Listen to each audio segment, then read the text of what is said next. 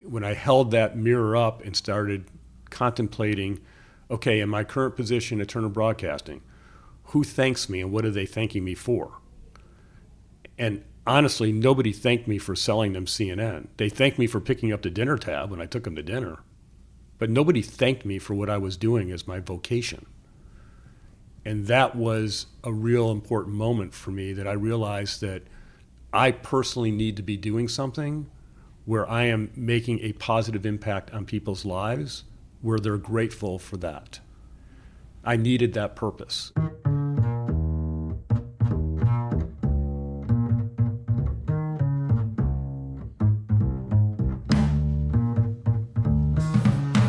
Welcome to Second Act Stories, a podcast that profiles people who have made major life and career changes and are pursuing more rewarding lives in a second act. I'm your host, Scott Merritt. And I'm Andy Levine, also with Second Act Stories, but thankfully on the bench for today's episode. Now, so no one is confused, Scott Merritt, my co-host, interviewed another Scott, Scott Weiss, for today's episode. So give us a little background on today's story. Sure, Scott Weiss was a young rising star at Turner Broadcasting, way back when Ted Turner was just launching CNN. But after attending an eye-opening training session, he realized he had all this acclaim, but he was missing purpose. That's when he quit his job at Turner, took a 2/3 pay cut, and joined Speakeasy, the consulting firm he now owns. That's also where he still lives by the philosophies that changed his life all those years ago. So let's start by talking about your childhood. Where were you born? What did your parents do? I was born in Detroit, Michigan. My mother was a mother. She was at home with us.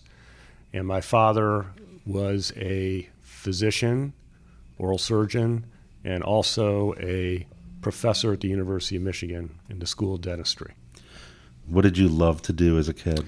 My family was a very academically measured family, given my father's influence, of course. And so my brother, sister, and I were raised with a high degree of emphasis on getting a really good education and planning a career based on your success in that regard. My sister graduated with an advanced degree in nursing and went on to become a very successful nurse and then a CEO of a healthcare company. My brother went to law school and became a very successful lawyer and is still a managing partner and successful lawyer today. And then there was me. And I did not take well to school for whatever reason and was not a particularly good student. I was not following in the path of my brother and sister, which gave my father in particular some concern about how I was going to make it in the world.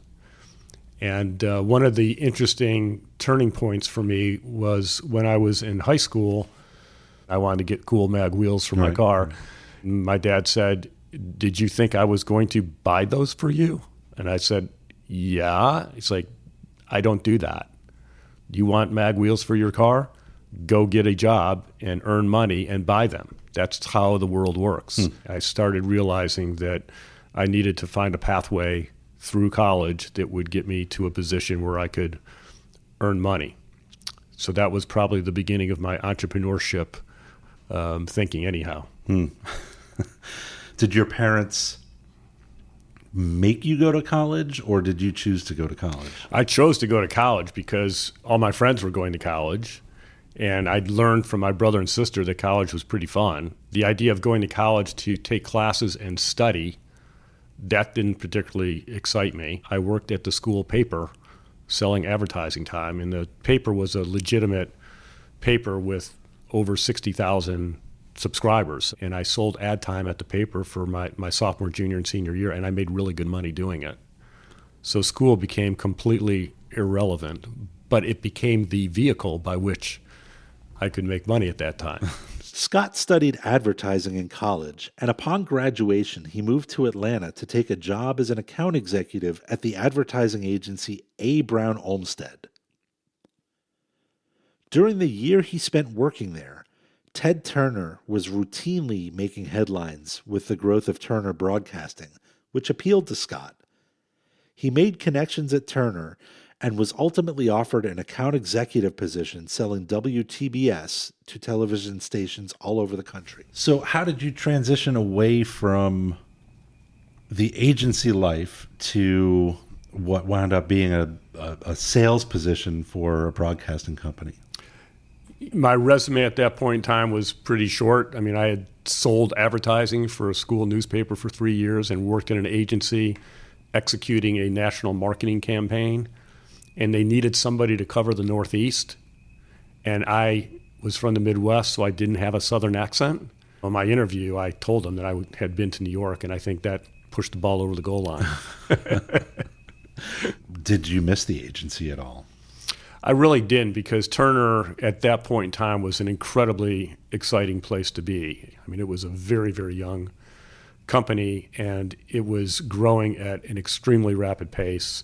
At that time, Turner was small enough where we got exposed to Ted. I mean, he came into meetings and he inspired and motivated us, and it was just uber cool.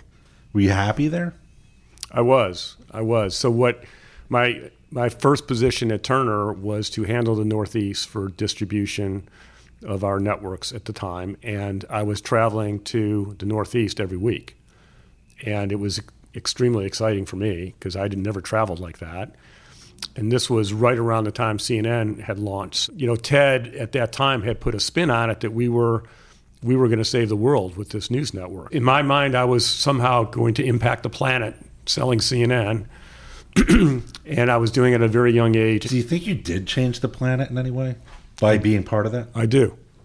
I mean, everybody who worked at the company at that time thought that we had changed the world forever. Scott was pretty secure with what appeared to be an obvious path at Turner. We'll hear about the flashpoint that changed his career trajectory right after this short message from our sponsor, The Daily Job Hunt and Crash.co. Hey, just wanted to chime in real quick. This is Joel, and my second act story is I worked for 10 years in education and in classical music, and just this past year, I made a big switch into the private sector at a startup company doing what makes me come alive, and that is working for The Daily Job Hunt by Crash.co. I write a daily email with quick tips and inspirations on how to land a job without a resume, to creatively stand out, take charge, forge your path, and make your life happen. So definitely want to encourage you to check that out. This is crash.co, crash.co. Even if you're not on the job hunt, it's a real short, snappy email that could be really valuable for you. Again, that's crash.co, crash.co. All right, let's go back to the show. After spending a few years making a positive impression on his colleagues and managers at Turner, Scott was recruited away by a former coworker to work for a private investment firm. Until 1987, when the stock market crashed and the business went bankrupt. He was out of work, but his relationships at Turner soon changed that. I called my boss, whose name is Terry McGurk, who's now the chairman of the Braves, and at the time was Ted's number 2 guy, and told him that I really wanted to come back. And he said, come back. So I came back working directly for him. He gave me the title of Vice President of Special Projects. Terry had me present at a very high-level meeting, executive committee meeting at the company around a new initiative that I was driving, which was Turner Private Networks, which became the CNN Airport Channel, which I created for the company. And Terry tapped me on the shoulder after the meeting and said, I want to send you to a woman. She owns this company called Speakeasy, and they can help you with these kinds of presentations, which absolutely shocked me because I thought I did pretty good and was pretty good at communicating and presenting. Evidently not so much. The woman Terry was talking about was Sandy Linver, founder of Speakeasy, a consulting company that provides communication training and development in immersive, multi-day classroom-based programs. Coincidentally, at the same time, Scott's friend George Olmsted, the husband of his former employer, was actively helping Speakeasy to recruit a salesperson. George asked if he could see some of the resumes for sales candidates Scott didn't hire at Turner. So he told me the whole story of Sandy Lindver and her company. He said, you know what, you should meet her. So I did, which led to Sandy daring me to come to a workshop that she was delivering called The Leader's Edge. So I accepted Sandy's dare because I knew I had to go anyhow.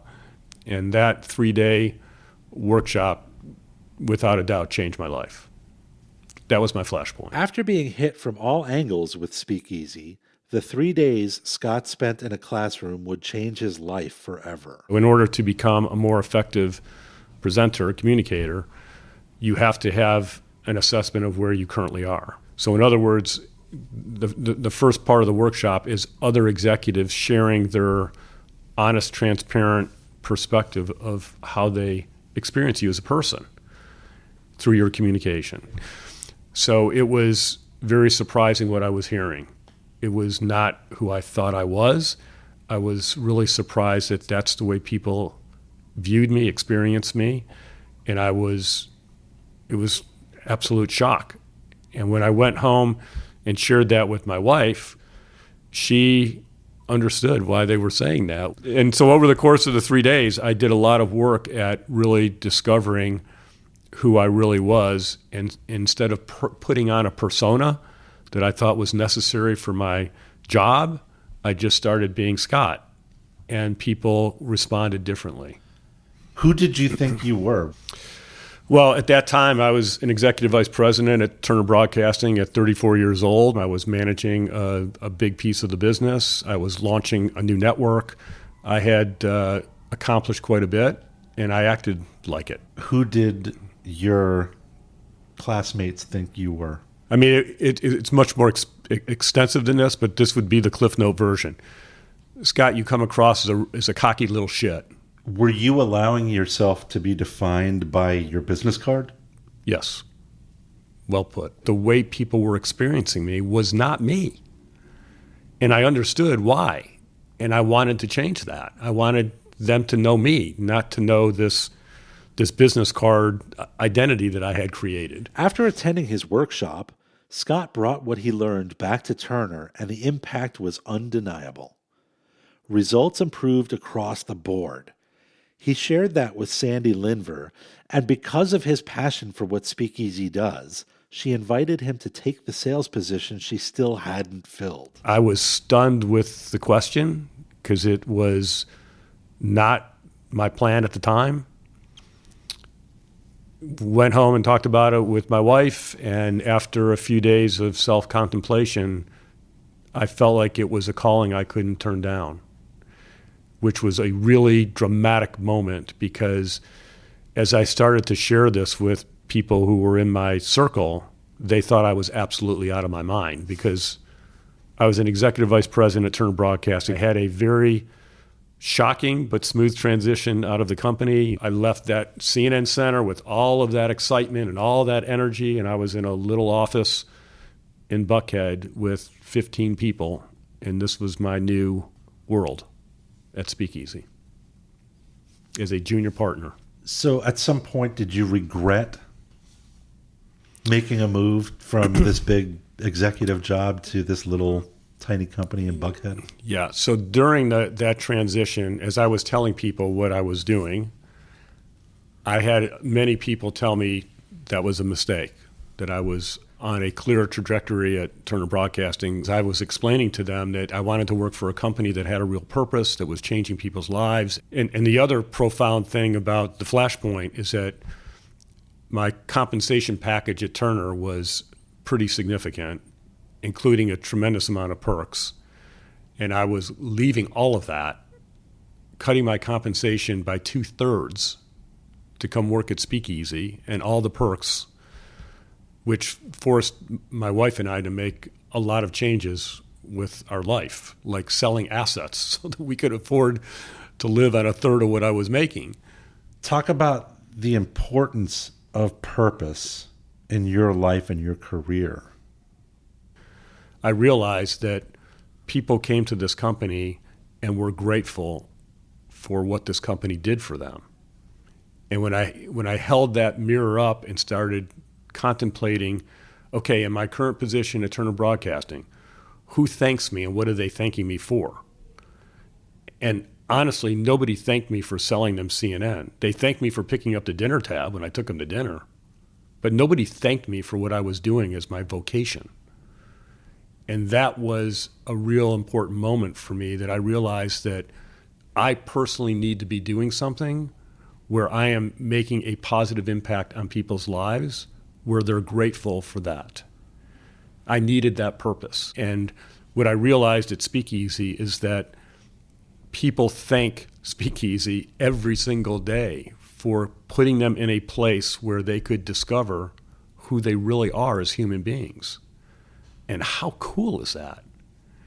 But it was just such an alignment for me to be able to make a living with a company that had a genuine purpose that was positively impacting people's lives. That's what I needed. The awesomeness of what you took from this whole experience and running this company eventually lead to you writing a book about your experience. Tell me about that.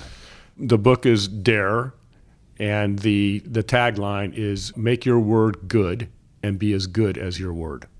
You know, I spend a lot of time with senior level executives, and in the course of the context of communication, I have to help them work through a lot of trials and tribulations that they are challenged with in their roles. And one of them is the issue of trust. And I found myself, because of my own experience, constantly sharing that, you know, my story with them and helping them understand the value of just be your authentic self and the trust will happen. And they kept saying to me, you know, you're the only guy that can tell this story. You know, you should write a book. It was never about making money or being a successful author or selling books. It was just get the story down in writing as part of your legacy.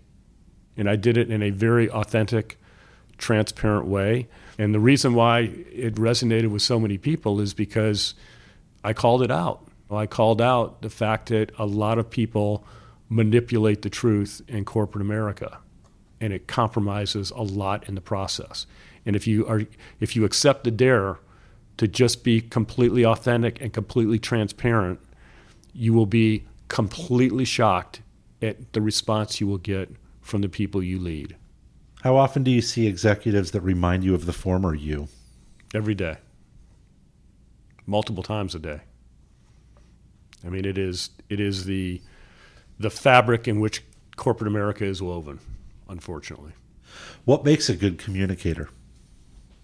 Being your authentic self. Finding your authentic self and expressing that authentic self in the work that you do. And if you were to judge communication as a competency, it's not the applause in the room, it's not the pats on the back. If you can walk into a room of any size with any number of people and move that person or that room, that audience, to the destination of your choosing, there is nothing, in my opinion, that's more powerful. Whether you're a corporate executive, a rabbi, a priest, a school teacher, whatever your role is, a coach, if you can move that individual or that group or that audience to the destination of your choosing, incredibly powerful. And that all happens through your spoken word. In 28 years since you joined, did you ever have any periods of doubt? Sure. I was at Speakeasy during 9/11. I was at Speakeasy during the 2008-2009 financial crisis. And I'm proud to say I was at Speakeasy during the pandemic. And we survived the pandemic fine. So those were extremely challenging periods, without a doubt. Would you change anything about your path? You know, the only thing that I regret in some ways about my path is that I travel and continue to travel a lot. I have a 2 million mile baggage tag on my suitcase awarded to me by Delta Airlines. And when I first got that designation, I didn't know how people would react, like including my family. You know, it's like, hey, I got a I'm now a 2 million miler. I'm a medallion, whatever level for life, and they were like, so are you proud of that, Dad? It's like actually, I'm not sure I am actually proud of that. And the crazy thing is I started thanking my family for it, and that's the only real regret, is that I left my family and my wife a lot to execute my purpose, and I still do. And you have to be grateful for others who give you the space to do that.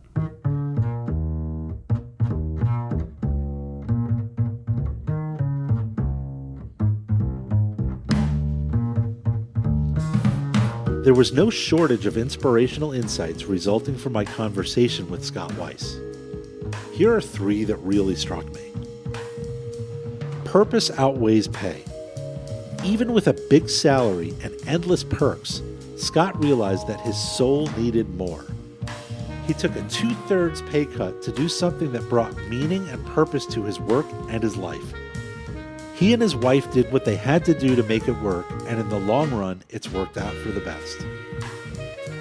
Number 2, authenticity is the key to honesty and trust. Scott still lives his life by the philosophies he learned in his first Speakeasy workshop 28 years ago. He not only lives as his authentic self, but he lives to help others do the same. And number 3, expressing gratitude can be very powerful. Scott actually spends several hours each week personally responding to every single thank you note Speakeasy receives from executives who have been through a program. To learn more about Speakeasy and the work Scott's company does, visit speakeasyinc.com. That's speakeasyinc.com. To learn about Scott's book Dare, visit darethebook.com. We hope you'll keep listening and subscribe to Second Act Stories on your favorite podcast app. Like us on Facebook, follow us on LinkedIn, and share us with your friends. Stay tuned. There are more Second Act Stories just around the corner.